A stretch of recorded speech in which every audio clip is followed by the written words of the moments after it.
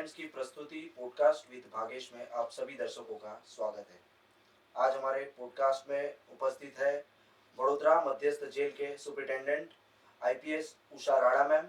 और आज हम उनसे बातचीत करेंगे कि किस तरह से उन्होंने अभी तक का ये सफ़र जो है वो तय किया, किस तरह से इस मुकाम तक जो है वो पहुँचे हैं। बहुत बहुत स्वागत है मैम आपका युवा अभियान टाइम्स के इस पॉडकास्ट में। मैम, दर्शक ये जानना चाहते हैं मैम, किस तरह से ये संपूर्ण जो जर्नी है आपकी शुरुआत हुई, बचपन से कहाँ गुजरा, बचपन कैसा रहा वो सफ़र?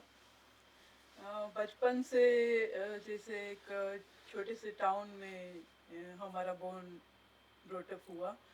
इसके बाद पढ़ाई लिखाई तो अलग अलग सिटीज़ में हुई, जैसे जामनगर, पोरबंदर, यहाँ बड़ोड़ा में भी मैंने पढ़ाई किया था। Master in journalism and communication MS university से मैंने पास किया था। तो अलग अलग जगह पे पढ़ाई लिखाई हुई।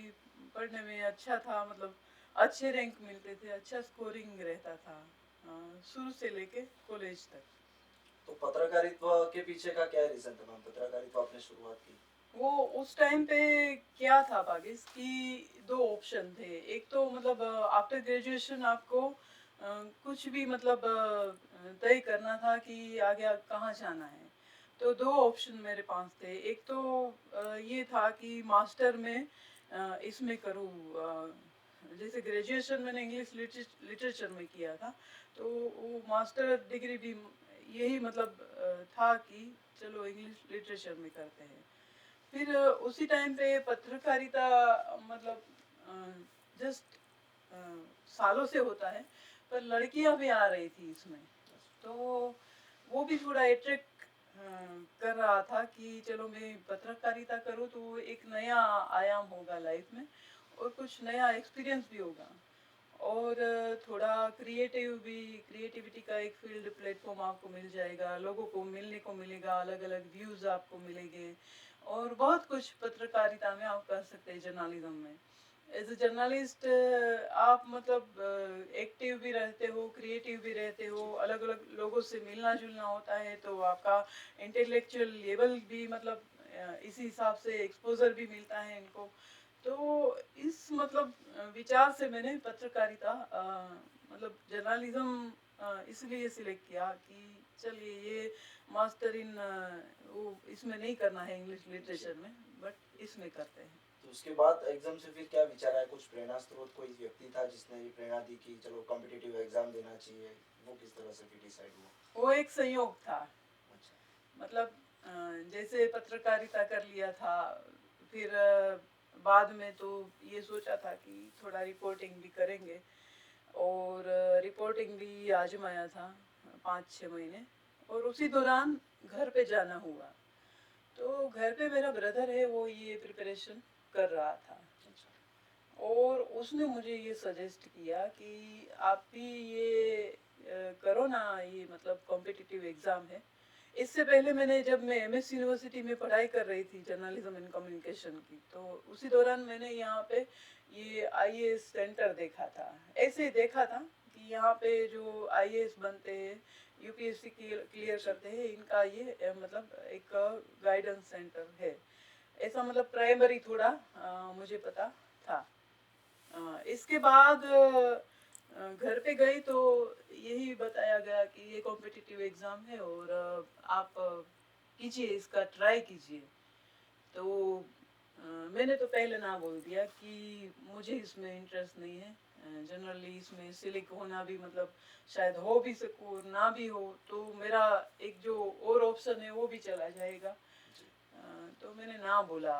फिर सबने समझाया कि एक बार आप ट्राई कीजिए और ऐसा नहीं होता है, अगर आप मेहनत करते हैं तो इसमें भी बहुत सारे चांसेस है, स्कोप है। तो इसी हिसाब से मैंने फिर हाँ बोला और इसका शुरुआत किया कि चलो थोड़ा बहुत ट्राई तो करते हैं, एग्ज़ाम दे देते हैं, ये लोग मतलब जी खा रहे तो। और फिर प्रिलिमिनरी एग्ज़ाम मैंने पास किया। वो ऐसे ही मतलब पास कर दिया था कि इन लोगों का मन रखने के लिए। फिर प्रीलिम में मैं पास हो गई, तो बहुत अच्छा लगा कि इसमें तो पास भी होते हैं मतलब। और फिर आगे फिर बहुत मेहनत किया था कि नहीं, अभी तो क्लियर करना ही है, कुछ भी करके करना है। तो ऐसा होता है ना, घर वाले जोर जबरदस्ती, भाई यही पढ़ाई करनी है, जी डॉक्टर ही बनना है, ये इंजीनियरिंग ही करनी बिल्कुल है, वैसे ये बहुत ही अच्छा मतलब मोटिवेशन घर से ही आपको मिला। हाँ तो वो सफर कैसा था? जीपीएससी दिया था मैम आपने उस जी समय, कौन से साल की ये बात हम कर रहे हैं? ये 2000 हमने मतलब उसी दौरान की मैं बात कर रही हूँ। इसके बाद 2005 में सिलेक्शन हुआ, अच्छा। मतलब 2000 तो 2005 5 साल इसमें चले गए थे। जैसे तैयारी में। प्रीलिम लिया था, मेन एग्ज़ाम लिया था, इंटरव्यू लिया था। जी। तो उसी दौरान तो एक ही फिर प्रीलिम पास होने के बाद तो एक ही मकसद था कि बहुत मेहनत करना है, पढ़ाई करनी है। 4-4 बजे तक भी जागते थे, कई बार इंटरेस्टिंग सब्जेक्ट आ जाता है। ऐसा कोई गोल नहीं था कि इतना ही पढ़ना है, इतने बजे तक पढ़ना है, पर कई बार ऐसा भी होता था कि सुबह 4 बजे भी मतलब पढ़ाई चल रही होती है और 5 बजे फिर सो जाते हैं आराम से। तो डिपेंड्स कि टॉपिक कैसा था। मैंने गुजराती लिटरेचर सिलेक्ट किया था, तो वो इंटरेस्टिंग होता है। हिस्ट्री भी इंटरेस्टिंग टॉपिक होता है। तो कई बार ज़्यादा कुछ ऐसा आ जाता है तो ध्यान लग जाता है इसी में कि चलो पढ़ाई कर ले। और मेहनत तो करनी ही थी, कुछ भी करके मतलब बहुत मेहनत करनी थी। हमारे पास मेहनत के अलावा तो और कुछ था ही नहीं कि इसमें जो ज़रूरी है वो आपकी मेमोरी पावर, कि आपकी कितनी मेमोरी है।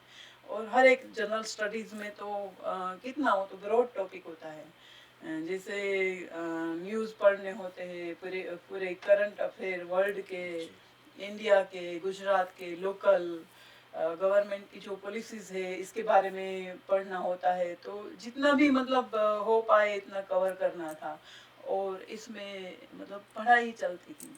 इंटरव्यू की कुछ स्मरण, मतलब स्मरण है, कुछ चीजें याद है, किस तरह का इंटरव्यू हुआ था जीपीएससी का आपका?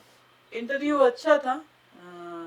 इसमें तो जो भी मतलब पूछा था इनमें से ऑलमोस्ट बैकग्राउंड पूछते हैं, आपका फैमिली बैकग्राउंड, मम्मी पापा क्या करते हैं, फिर पापा का ये जॉब था तो इसको ये क्या बोलते हैं, फिर आपने कौन से इसमें ग्रेजुएशन किया। तो ग्रेजुएशन के जो सब्जेक्ट है ना इसके बारे में भी पूछते हैं। जैसे कोई भी मतलब आपका ऑथर फेवरेट हो या पोएट फेवरेट हो तो वो भी पूछते हैं। फिर जर्नलिज्म का भी वही सवाल आया था कि आपने जर्नलिज्म किया है तो इसमें क्यों आना चाहते हो। तो ये करीब करीब याद है कि ये इतने में था मेरा। जी, मैं बहुत सारे आईपीएस ऑफिसर से मिला हूँ जो डॉक्टरी करने के बाद जो है आईपीएस ऑफिसर बने, जैसे बिल्कुल आप जर्नलिज्म पढ़ाई करने के बाद बात ये आईपीएस ऑफिसर बने। मैम, जीपीएससी की बात करें, उसके बाद क्लियर हुआ, पोस्टिंग हुई, किस तरह से, मतलब वो माहौल कैसा था घर में जब सही में आप सिलेक्ट हुए एज ऑफिसर? ऑब्वियसली भागेश की अगर आपका सिलेक्शन हो गया तो इतना वो खुश माहौल होता है ना कि घर के लोग तो बहुत खुश, और मैं भी खुश ऑब्वियसली कि हमने बोला ही इतनी था मतलब। मेहनत इतनी मेहनत करने के बाद ये मिला है। भले ना कोई ऐसा लाइफ में डिसाइडेड नहीं था कि यही बनना है। थोड़ा बहुत डिसाइड ये था कि जर्नलिज्म करेंगे, पत्रकारिता करेंगे, इसमें अगर सक्सेस नहीं मिली तो आगे जाके फिर मतलब कुछ पीएचडी करेंगे, प्रोफेसर बनेंगे, बच्चों को पढ़ाएंगे। ये चलता था। वो कॉलेज लाइफ ऐसी होती है कि आप कंफ्यूज होते हो कि कहाँ अच्छा चांस मिलेगा, कहाँ हमारा लाइफ अच्छा मतलब बनेगा। वो ही कंफ्यूजन में इधर उधर घूमता रहता है माइंड। तो ये फिक्स हो गया था कि चलिए अच्छी सी गवर्नमेंट जॉब मिल रही, और वो भी पुलिस की। जी। तो वो खाकी वर्दी का तो सबको अट्रैक्शन होता ही होता है, तो अच्छा लगा था। तो मैम, इसमें प्रोबेशन समय होता है जब पोस्टिंग की जाती है, प्रोबेशन में कहाँ पोस्टिंग हुआ था और वो अनुभव कैसा रहा? मेरा जो प्रोबेशन था वो जूनागढ़ में था। तो जूनागढ़ में हमने बहुत अच्छा काम किया था वहाँ पे भी। जैसे ट्रैफिक वाला काम किया था, फिर इमोरल ट्रैफिकिंग, लड़कियों का जो ये कारोबार चल रहा था उसमें भी काफ़ी रेड्स वगैरह किया था। तो उसी टाइम पे ये जैसे लड़कियां पुलिस डिपार्टमेंट में बहुत कम आती थी, तो सबको अच्छा लगता था। ऑफिसर्स के उसमें मतलब वो यूनिफॉर्म में लड़की को देखते थे तो उनको वो मूवी वाला सीन याद आ जाता था, तेजस्विनी वगैरह जो मूवी था उसका। तो लोग भी अप्रिशिएट करते थे और अच्छा लगता था कि फील्ड में आने का चांस मिला। वो हम पुलिस को देखते थे काम करते हुए, वही हम मतलब बन गए अभी। तो और काफ़ी लोगों का कोई एप्लीकेशंस आता था, एक्सपेक्टेशन था कोई हेल्प का, तो वो भी मतलब वो सॉर्ट आउट करते थे, तो वो भी एक अच्छा सा मतलब जॉब सेटिस्फेक्शन मिलता था कि चलिए हमारे यहाँ ये विजिटर आया, इसने ये हमें रजूआत की, इनका जेन्युइन है मैटर, तो इनको पूरा करना ही, इनको न्याय देना ही है। तो इस हिसाब से हमें अच्छा लगता था और पब्लिक से मिलना हुआ, और इसी बहाने इनके जो भी प्रॉब्लम्स है वो जानने का चांस मिला, इसको सॉर्ट आउट करने का मौका मिला। तो ये तो बड़ी ही मतलब खुशी की बात है। अगर आप मतलब पुलिस ऑफिसर एज ए मतलब जॉब भी कर रहे हैं, आपको सैलरी भी मिल रही है और आप किसी को हेल्प भी कर रहे हैं। मैम ये 20 साल का करियर अभी तक का पुलिस ऑफिसर का, हॉबीज क्या रखते हैं आप? फ्री टाइम अगर मिलता है, गलती से फ्री टाइम अगर मिल गया तो क्या करना पसंद करते हैं? जनरली तो पढ़ाई रीडिंग का पहले से ही मतलब रीडिंग की वजह से ही यहाँ आए ऑब्वियसली, कि रीडिंग का ज़्यादा शौक था। लाइब्रेरी में मतलब कभी भी कॉलेज में या हाई स्कूल में कहाँ पे मतलब लोकेशन तो एक ही लोकेशन था, लाइब्रेरी। तो वो मतलब बुक पढ़ने का जो शौक था वो तो मतलब रखा ही था। फिर कई बार ये डिस्कवरीज चैनल देखते थे, एनिमल प्लेनेट, हिस्ट्री चैनल, वो भी अच्छा लगता है। कई बार स्विमिंग, वो भी एक वन काइंड ऑफ हॉबी था। तो जब भी टाइम मिलता था तो ये थोड़ा बहुत ये क्राइटेरिया था हॉबीज का। मैम जीपीएससी क्लियर का किस पोस्ट पर मतलब आपका फिर पोस्टिंग हुआ, किस रैंक पर हुआ जिस time GPSC clear? GPSC clear किया उस time deputy superintendent of police यानी डीवाईएसपी के पोस्ट पे मेरा पोस्टिंग हुआ प्रोविजन के बाद। ओके, तो ये 10 साल के बाद फिर कितने समय बाद आईपीएस ऑफिसर का प्रमोशन आया, इतना बढ़िया काम? जनरली 8-10 साल का क्राइटेरिया होता है। तो 2013 में मुझे यहीं से बड़ौदा रूरल से मैं डीवाईएसपी थी वहाँ, तो वहीं से मुझे प्रमोशन हुआ और महिसागर एसपी के तौर पे मेरा पोस्टिंग हुआ। मैम सुना बहुत है कि आपके नाम से ही गुनहगार थर थर कांपते हैं, ये क्या ऐसा सही तो बात है? नहीं होता है, जनरली ऐसा नहीं होता है, पर जैसे कई बार कोई ज़्यादा मतलब क्राइम में विक्टिम है वो परेशान होता है और क्रिमिनल ने वो उन पे हावी हो जाता है, तो वहीं पे हम उसके बीच में आके थोड़ा स्ट्रिक्टली एक्शन लेते हैं। तो पब्लिक को अच्छा लगता है कि मतलब ऐसा नहीं सिर्फ मैं ही हूँ, बहुत सारे हैं पूरे इंडिया में, वर्ल्ड में इतने सारे पुलिस ऑफिसर्स हैं कि इनकी कामगिरी के हिसाब से उनको पब्लिक आज भी याद करती है और उनको सैल्यूट करती है, रिस्पेक्ट करती है कि ये ऑफिसर ने इतना अच्छी तरह से ये काम किया। तो इसमें मतलब सब लोग कर रहे हैं, तो शायद ये जो बीच में आना है और स्ट्रिक्टली एक्शन लेना है, इसको शायद नोटिस में आया होगा। बाकी करते भी है, किसी का नोटिस में आता है, किसी का नहीं आता है, पर सब लोग करते हैं। कांस्टेबल से लेके ऑफिसर्स तक सब लोग काम करते हैं, मेहनत करते हैं। जी मैम, अभी तक इतने सारे केसेस भी आपने सॉल्व किए होंगे, कोई कोई ऐसा केस जिसमें आपको याद रहा हो, थोड़ा मेहनत लगी हो उसको सॉल्व करने में, ऐसा कोई केस आपके करियर में आया? जब पहली बार आपको स्वतंत्र इन्वेस्टिगेशन मिलता है, generally team, part of team आप काम करते हैं, तो उसमें आप टीम का एक हिस्सा होते हैं, तो टोटल रिस्पॉन्सिबिलिटी आपकी नहीं होती है। पर कई बार स्वतंत्र काम करने को मिलता है कि ये चलिए किडनैपिंग केस है और आपको डिटेक्ट करना है और आपको ही आरोपी को पकड़ना है। ऐसा मतलब जब जिम्मेदारी दे दी जाती है तब ये बहुत चैलेंजिंग भी होता है और मतलब इसमें डर भी लगता है कि ये पहली बार मैं इंडिपेंडेंट काम कर रही हूँ, तो ये होगा कि नहीं होगा मेरे से। क्योंकि जनरली पुलिस ऑफिसर्स में सीनियर का सपोर्ट बैकग्राउंड में रहता है, तो आपको होता है कि नहीं वो मतलब जो कहेंगे वो हम करेंगे।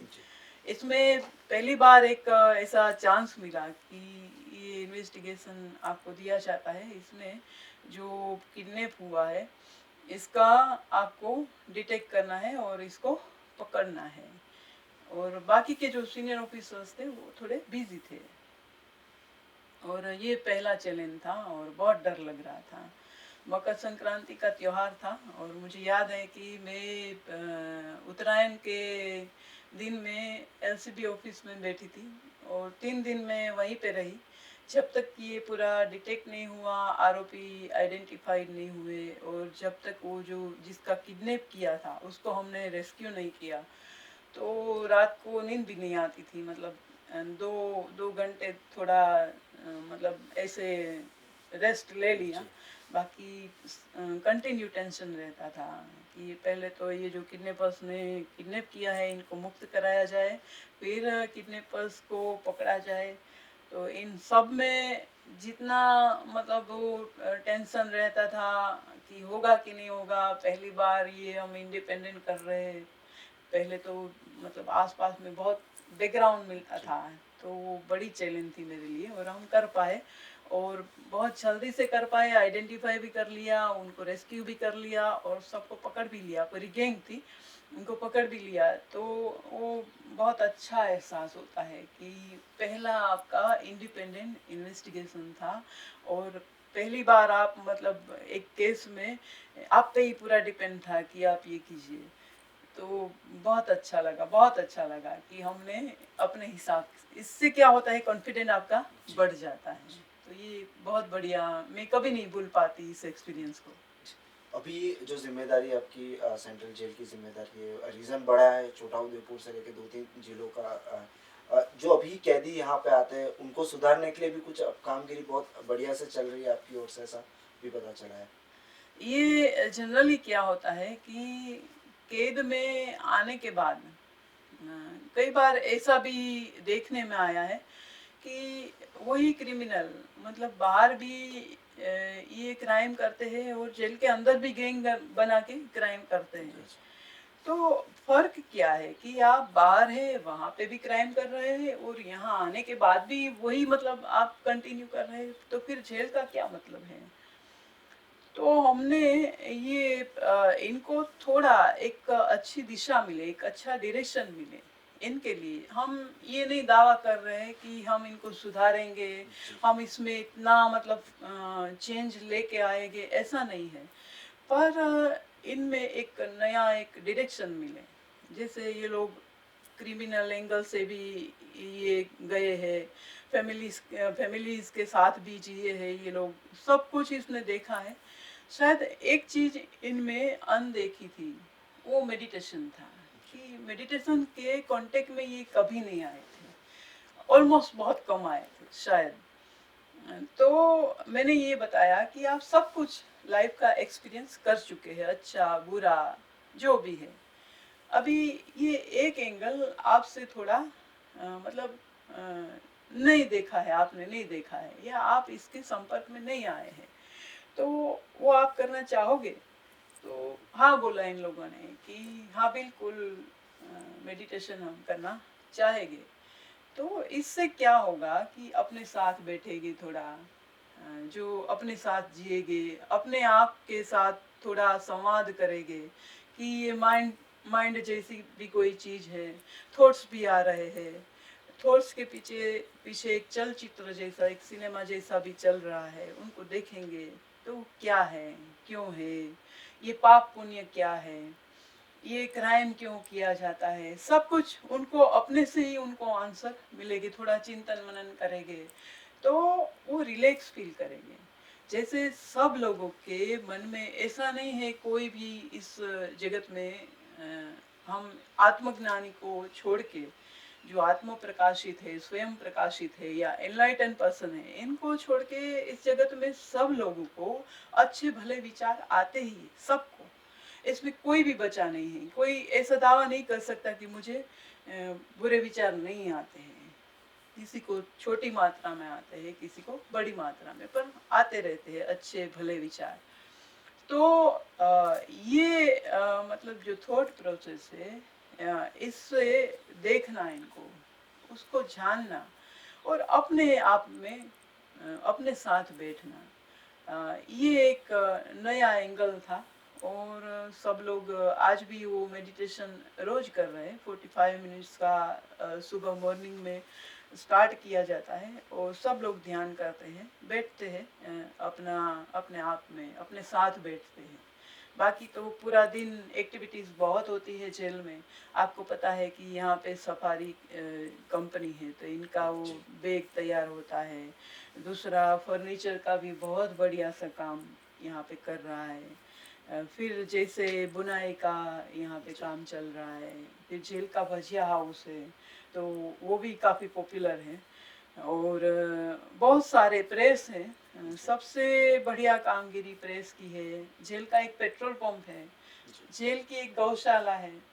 तो बहुत सारी एक्टिविटीज़ यहाँ पे होती है कि इसमें इनको जो भी क्राइम किया है, इससे हट के एक दिशा मिल रही है और इसमें वो डूब रहे हैं अपने काम में।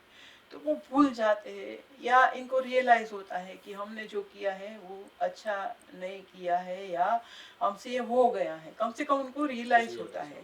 होगा। पर एक नया क्रिमिनल बनने का अगेन एंड अगेन वही बात रिपीट होने का चांस कम मिले, ये हम माहौल बनाने की कोशिश कर रहे हैं। मतलब जो मोटिवेशन क्राइम करने के लिए मिल रहा है वो थोड़ा कम हो जाता है हाँ, इसकी वो वजह से। मोटिवेशन मिलना ऑलमोस्ट इवन हम अच्छे अच्छे मोटिवेशनल स्पीकर भी यहाँ पे ला रहे हैं।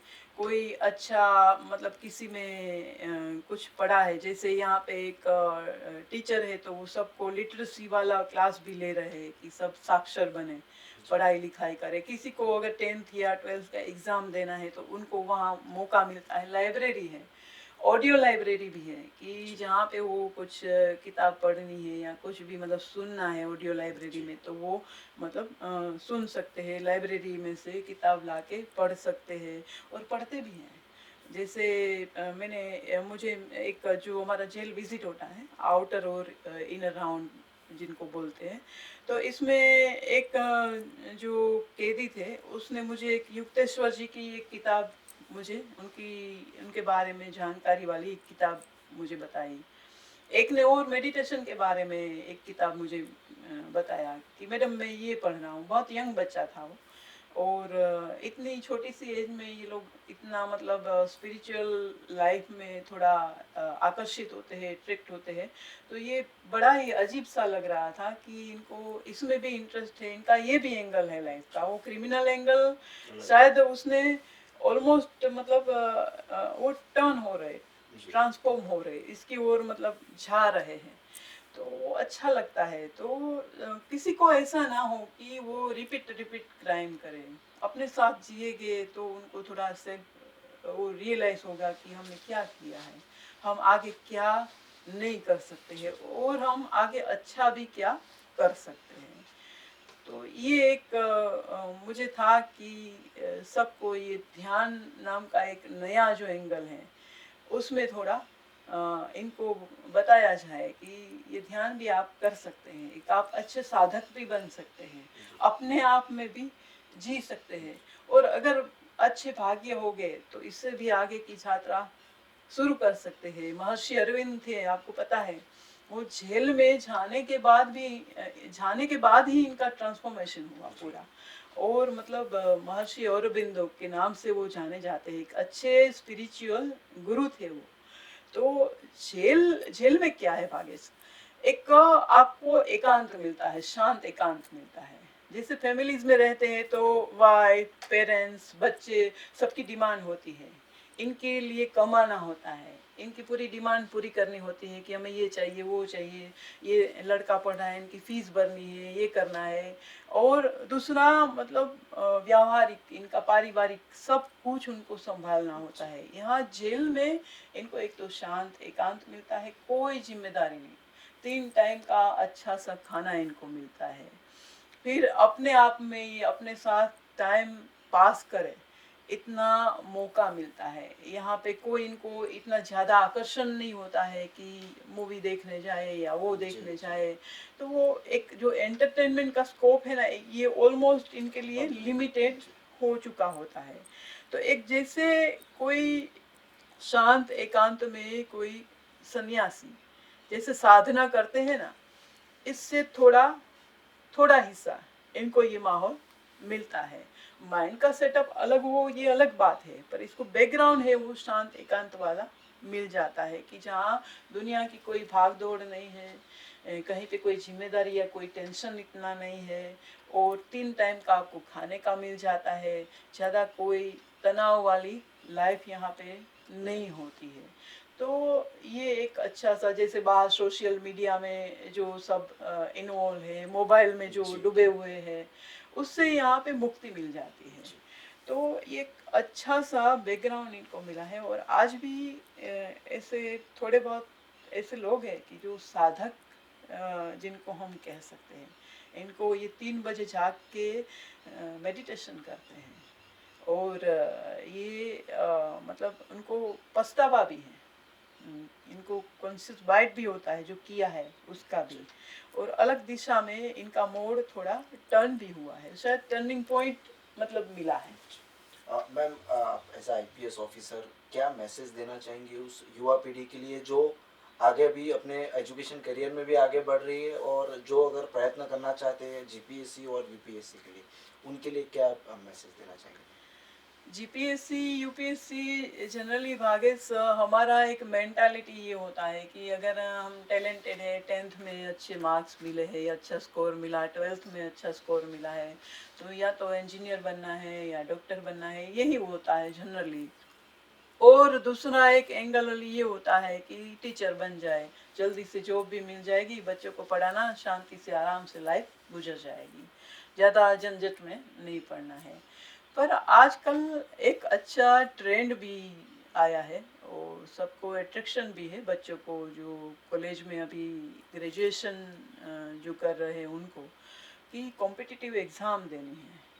मतलब यूपीएससी जीपीएससी के लिए ये लोग मतलब अपने आप को प्रिपेयर रखते हैं, जैसे कोई भी गवर्नमेंट एग्ज़ाम है, इनके लिए फॉर्म्स भी भर रहे हैं, इनके लिए मेहनत भी बहुत कर रहे हैं। अभी जैसे ये जो पुलिस भर्ती बोर्ड का जो रनिंग का था, तो इसमें सब लोग छोटे अपने 3-3 महीने के 4-4 महीने के बच्चे को लेके रनिंग के लिए ग्राउंड पे आ रहे थे इतना अर्ली मॉर्निंग, और वो रनिंग के लिए अंदर ग्राउंड में इनके हस्बैंड बच्चों को लेके बाहर घूम रहे थे। तो अभी जो ससुराल वाला इनका इनलॉज है, वो फैमिली भी उनको सपोर्ट कर रहा है कि हाँ आप जॉब करिए, उनको उनको अच्छा लग रहा है। जी पहले वाला माहौल अलग था। पहले ये अगर लेडी या लड़की कोई जॉब करे तो इतना प्रीफर नहीं करते थे फैमिली में, अभी वो मोटिवेट कर रहे हैं। तो करना ही चाहिए आपको, आप में अगर टैलेंट है, आप में एक अच्छा सा एक मेमोरी पावर है, तो आपको ये कॉम्पिटिटिव एग्ज़ाम देनी ही चाहिए। कितना अच्छा चांस मिलता है भाग्यश में, बताती हूँ। एक तो आपको अच्छी सैलरी मिलती है, आपका करियर एक, आप करियर ओरिएंटेड है तो आपका करियर एक अच्छा सा अच्छे से मोड़ पे आ जाता है। समाज में आपको अच्छा मान पान मिलता है कि हमारी बेटी हमारा बेटा ये ऑफिसर है, ये है वो है। दूसरा मैंने पहले भी कहा कि आपको लोगों का भला करने का चांस मिलता है, आप अपनी ड्यूटी में ही आप भला कर सकते जी हैं, और पावर भी बिल्कुल मिलता है कि आप कर पाते हैं। जी कई बार लोग करना चाहते हैं पर इसके पास पावर नहीं होता है, पावरलेस होते हैं, तो वो मजबूर हो जाते हैं। पर इसमें पावर भी ऐड हो रहा बिल्कुल है, तो आपका कैरियर प्लस पावर और लोगों का अच्छा भला करने का चांस, मतलब वो सेंसिटिविटी वो आ जाती है कि हम अच्छा ही करेंगे। हमारे पास जो भी विजिटर्स आएगा वो अगर जेन्युइन पर्सन है तो उनको न्याय मिलना ही चाहिए। ये एक सेंसिटिविटी अगर ऑफिसर में आती है तो सबका जैसे कहते हैं ना, आनंद मंगल कर सकते हैं, इनका कल्याण, इनका अच्छा कर सकते हैं, भला कर सकते हैं। जी कर भला होगा भला, आप अगर भला करोगे तो आपका हमेशा हमेशा के लिए भला ही होगा, और ये जॉब के बहाने भला हो जाएगा। खूब खूब धन्यवाद, आपने अपना कीमती समय इस शो के लिए दिया। तो हमारे साथ जुड़े थे आईपीएस उषा राणा मैम, जो अभी वडोदरा मध्यस्थ जेल के सुप्रिटेंडेंट है, और बहुत ही अच्छा कार्य वो जेल के कैदियों के लिए भी कर रहे हैं, और इससे पहले भी जब वो पोस्टेड थे एज एसपी अदर जिला में, वही भी वहाँ भी उन्होंने बहुत ही उत्कृष्ट कामगिरी की। और तो फिर से एक बार मैम खूब खूब धन्यवाद, आपने कीमती समय दिया आज हमारे इस शो के लिए। ज़्यादा जानकारी के लिए देखते रहिए युग अभियान टाइम।